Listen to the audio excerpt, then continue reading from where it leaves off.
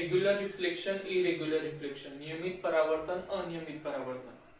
Regular reflection occur on smooth surface, जो पण plain surface असतो त्याच्यावरच रेग्युलर रिफ्लेक्शन ऑक्युर होतं, जसं की हा बोर्ड आहे. Irregular occur on rough surface, जो रफ सरफेस जर खडबडीत स्पेस असेल त्याच्यावरच इरेग्युलर रिफ्लेक्शन होतं. रेग्युलर रिफ्लेक्शन मध्ये angle of incidence I and angle of reflection R is same. जो अँगल ऑफ इन्सिडन्स असतो आपतन कोन आणि जो अँगल ऑफ रिफ्लेक्शन होतो परावर्तित कोन, हे दोघांची व्हॅल्यू सेम असते.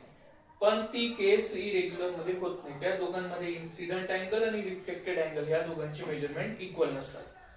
डायग्राम द्वारे समजून घेऊया. एक इथे मिरर दिलेला आहे खालती. ओ हा इन्सिडन्स पॉइंट आहे, एओ हा इन्सिडेंट रे, ओएन हा नॉर्मल प्लेन आहे. ज्यावेळेस ए पॉइंट मधून रे सेंड केला तो ओव्हर टच झाला. ओ पासून ज्यावेळेस तो रिटर्न रिफ्लेक्ट झाला बी डायरेक्शन मध्ये गेला. त्याच्यानंतर जर आपण अँगल मेजर केले आय आणि आर या दोघांची व्हॅल्यूज सेम आली. But in case of irregular reflection इथे हे आपण रफ सरफेस घेतलेला आहे.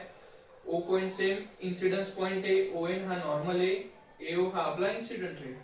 ज्यावेळेस ए पॉइंट मधून इन्सिडेंट रे सेंड केला, ओ पॉइंटला टच होऊन तो जेव्हा रिफ्लेक्ट झाला बी डायरेक्शन मध्ये, तर त्याच्यानंतर जे मेजर केले अँगल आय आणि अँगल आर हे दोघं इक्वल दिसले नाही. कोणत्या केस मध्ये?